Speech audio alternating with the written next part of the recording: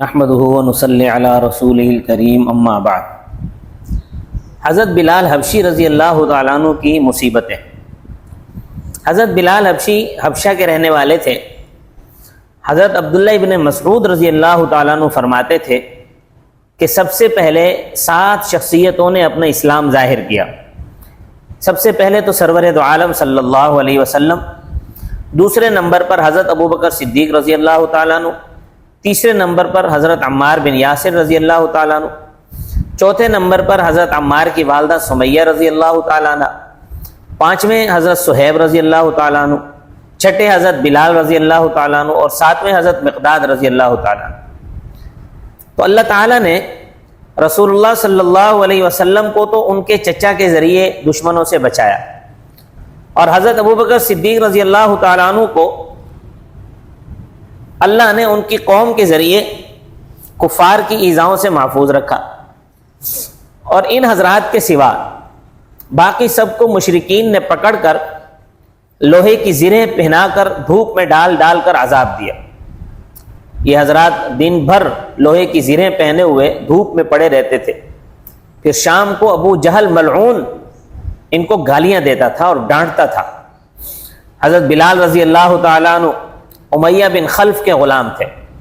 یہ کافر تھا، مسلمانوں کا بڑا دشمن تھا۔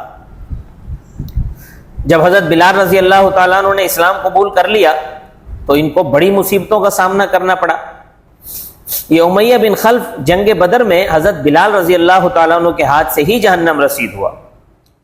تو یہ امیہ بن خلف حضرت بلال کو دوپہر کے وقت سخت گرمی میں تپتی ہوئی زمین پر لٹا کر ان کے سینے پر پتھر کی بھاری چٹان رکھ دیتا تھا، اور ان سے یوں کہتا تھا: لا واللہ لا تزال ہاکذا حتی تموت او تکفر محمدا وتعبد اللات والعزی، قسم خدا کی تو اسی طرح پتھر میں دبا رہے گا حتیٰ کہ تو مر جائے گا، یا محمد صلی اللہ علیہ وسلم کے ماننے سے انکار کر دے گا، لات و عزیٰ کو پوجنے لگے گا۔ تو وہ اسی حال میں حضرت بلال کہے جاتے تھے: احد احد، یعنی معبود ایک ہی ہے، اس کو چھوڑ کر میں لات و عزیٰ کو نہیں پوج سکتا۔ دن بھر کی اس تکلیف کے بعد رات کو زنجیروں میں باندھ کر حضرت بلال رضی اللہ تعالیٰ عنہ کو کوڑے لگائے جاتے تھے، اور اگلے دن پھر ان کو گرم زمین پر ڈال کر ان زخموں کو اور زخمی کیا جاتا تھا اور زخمی کیا جاتا تھا، حتیٰ کہ بے قرار ہو کر اسلام سے پھر جائیں یا تڑپ تڑپ کر مر جائیں۔ علامہ ابن کثیر رحمہ اللہ تعالیٰ نے البدایہ والنہایہ میں حضرت امام احمد وغیرہ کی روایت سے یہ بھی نقل فرمایا ہے کہ حضرت بلال رضی اللہ تعالیٰ عنہ مکہ کے لڑکوں کے حوالے کر دیے جاتے تھے، وہ ان کو گلی کوچوں میں چکر دیتے پھرتے تھے، اور حضرت بلال رضی اللہ تعالیٰ عنہ وہیں اپنی احد احد کی رٹ لگائے جاتے تھے۔ حضرت بلال رضی اللہ تعالیٰ عنہ کو ان تکلیفوں میں مبتلا کرنے والے، یہ عذاب دینے والے کئی شخص تھے۔ جب ایک تھک جاتا تو دوسرا شروع ہو جاتا تھا، لگتا تھا دوسرا عذاب دینے لگتا تھا، ایک تھک جاتا تھا دوسرا شروع ہو جاتا تھا، ایک دوسرا تھک جاتا تیسرا شروع ہو جاتا، کبھی ابو جہل کا نمبر آتا، کبھی امیہ بن خلف کا نمبر آتا، کبھی دوسرے لوگ سزا دیتے،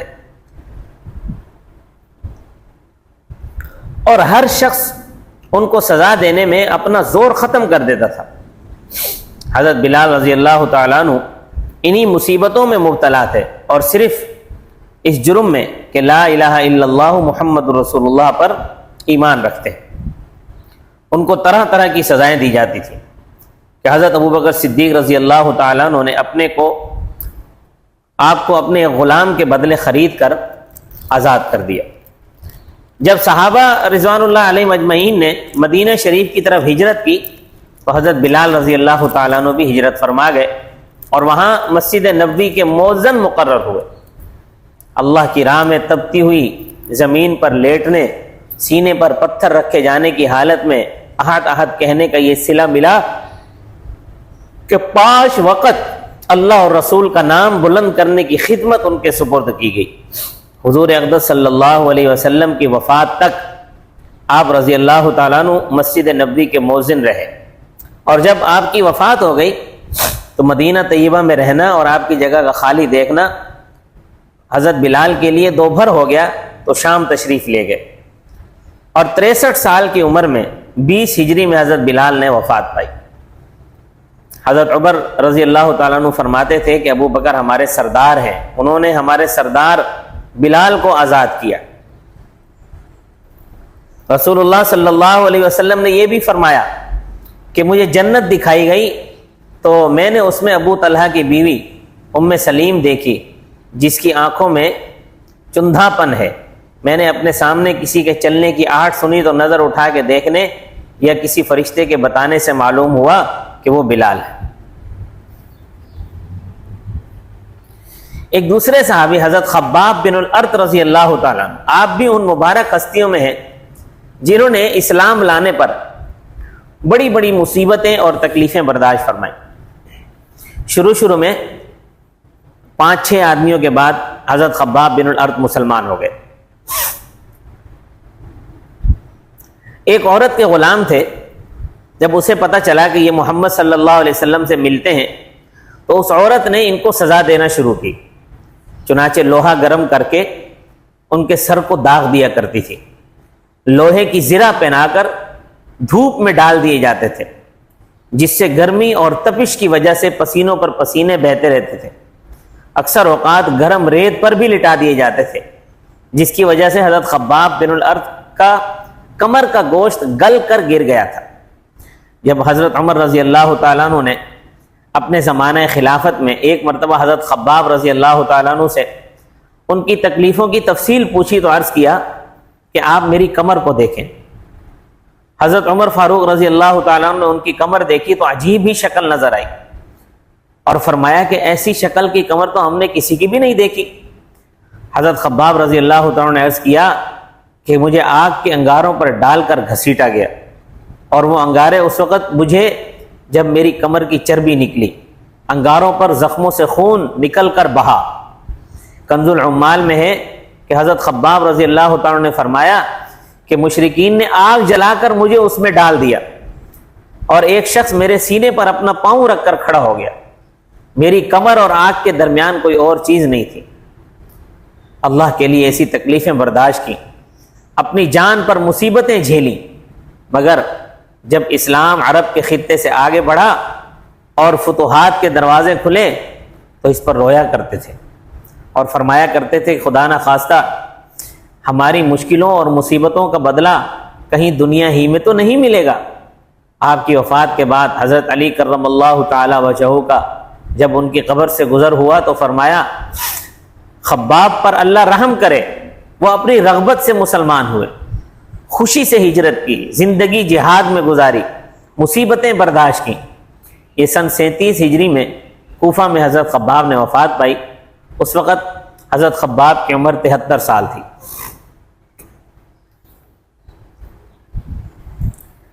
عمار بن یاسر اور ان کے والدین، حضرت عمار رضی اللہ تعالیٰ عنہ کے والد کا نام یاسر اور والدہ کا نام سمیہ تھا۔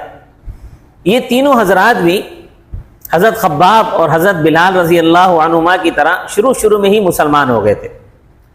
جیسا دوسرے حضرات کو مکہ والوں نے ستایا، اسلام قبول کرنے کے جرم میں مارا پیٹا، ان تینوں حضرات کو بھی پیٹنے اور مصیبت جھیلنے کے صبر آزما دور سے گزرنا پڑا۔ ان تینوں کے بارے میں علامہ ابن کثیر رحمہ اللہ تعالی البدایہ میں لکھتے ہیں، قبیلہ بنی مخزوم کے لوگ حضرت عمار اور ان کے والدین کو دوپہر کے وقت گھر سے باہر نکال کر لاتے تھے اور مکہ کی جلتی ہوئی پتھریلی زمین پر لٹا کر ان کو عذاب دیا کرتے تھے۔ پھر لکھتے ہیں کہ ان تینوں کو جب عذاب دیا جاتا تھا اور رسول اللہ صلی اللہ علیہ وسلم کو ان پر گزر ہوتا تو آپ صلی اللہ علیہ وسلم ان کو تسلی دیتے ہوئے ارشاد فرماتے تھے کہ اے یاسر کے گھر والوں صبر کرو، تم سے جنت کا وعدہ ہے۔ آخر کار حضرت عمار رضی اللہ تعالیٰ عنہ کے والد حضرت یاسر رضی اللہ تعالیٰ عنہ مشرکین کا ظلم و ستم برداشت کرتے ہوئے اسی تکلیف کی حالت میں شہید ہو گئے، اور حضرت عمار کی والدہ حضرت سمیہ رضی اللہ تعالیٰ عنہ بھی سنگ دل ظالم ابو جہل کے نیزہ مارنے سے شہید ہو گئی۔ اس ملعون نے حضرت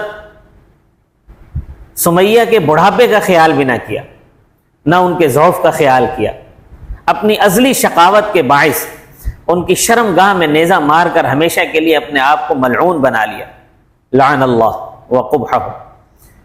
خواتین میں سب سے پہلی شہادت حضرت سمیہ رضی اللہ تعالیٰ عنہ کی ہوئی۔ حضرت عمار رضی اللہ تعالیٰ عنہ کے ماں باپ تو مکہ ہی میں شہید ہو گئے، خود حضرت عمار رضی اللہ تعالیٰ عنہ مدینہ منورہ کو ہجرت کر گئے اور ہمیشہ جہاد میں شریک رہے۔ جنگ صفین میں حضرت علی رضی اللہ تعالیٰ عنہ کے طرفداروں میں شریک ہو کر لڑے اور اسی میں شہید ہوئے۔ اس وقت ان کی عمر 93 برس کی تھی۔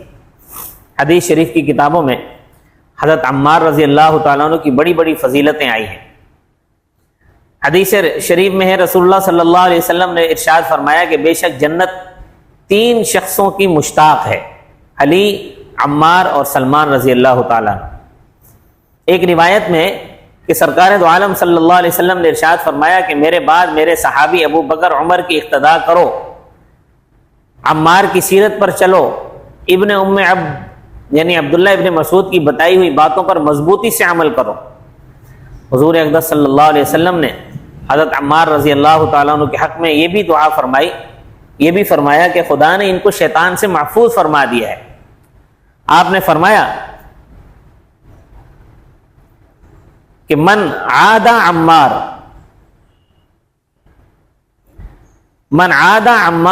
اعادہ اللہ، من ابغض عمارا ابغضہ اللہ، یعنی جس نے عمار سے دشمنی کی خدا اس سے دشمنی کرے گا، اور جو عمار سے بغض رکھے خدا اس سے بغض رکھے گا۔ حضرت ابو ذر غفاری رضی اللہ تعالیٰ عنہ یہ بھی اللہ کی راہ میں مارے پیٹے گئے ہیں، اسلام کا کلمہ پڑھنے پر ان کو بھی مارا گیا۔ ان کا مفصل واقعہ یہ ہے کہ جب ان کو خبر پہنچی کہ مکہ میں ایک شخص نے نبوت کا اعلان کیا ہے تو اپنے بھائی کو تحقیق حال کے لیے بھیجا کہ جاؤ مکہ پہنچو، اور جو شخص اپنے آپ کو نبی کہتا ہے اور یہ ظاہر کرتا ہے کہ مجھ پر آسمان سے وحی آئی ہے، اس کی خبر لاؤ، ذرا اس کا کلام خود سن کر آؤ۔ تو حضرت ابو ذر غفاری کے بھائی مکہ پہنچے، حضور اقدس صلی اللہ علیہ وسلم کا حال معلوم کر کے واپس ہوئے اور بھائی ابو ذر کو بتایا کہ میں نے ان کو دیکھا ہے کہ عمدہ اخلاق کی تعلیم دیتے ہیں، ان سے جو کلام بھی سنا وہ شاعروں جیسا کلام نہیں ہے۔ یہ سن کر بھی حضرت ابو ذر رضی اللہ تعالیٰ عنہ کو تشفی نہ ہوئی، خود اپنا سامان مہیا کر کے مکہ کا سفر اختیار کیا اور سیدھے مسجد حرام میں پہنچے۔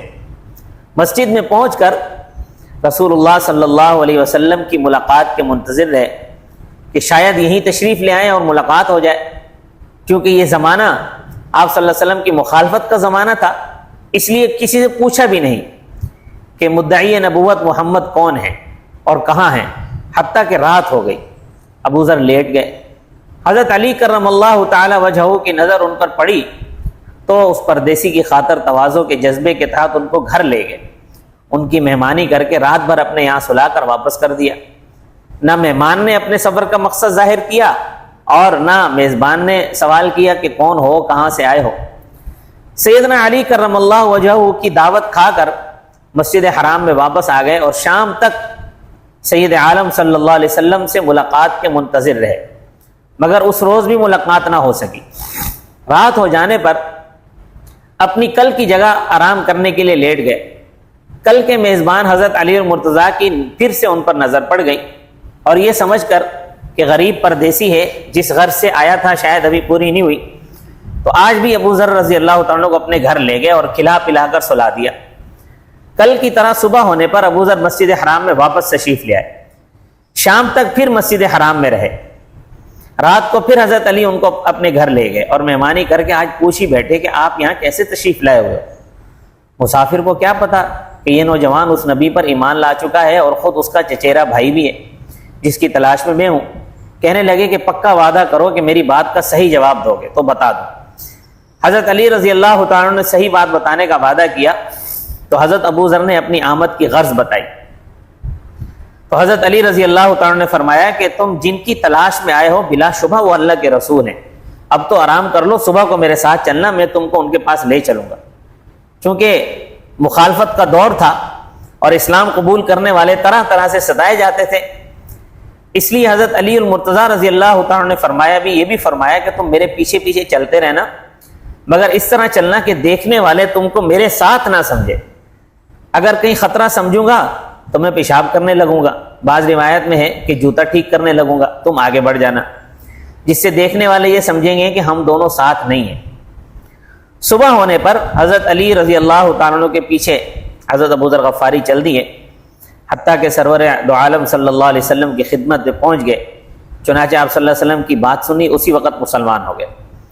آپ صلی اللہ علیہ وسلم نے اس وقت کی موجودہ حالات کو دیکھتے ہوئے ارشاد فرمایا کہ اس وقت تم اپنی قوم میں چلے جاؤ اور ان کو بھی میری نبوت کی خبر دو، جب ہمارا غلبہ ہو جائے تو اس وقت چلے آنا۔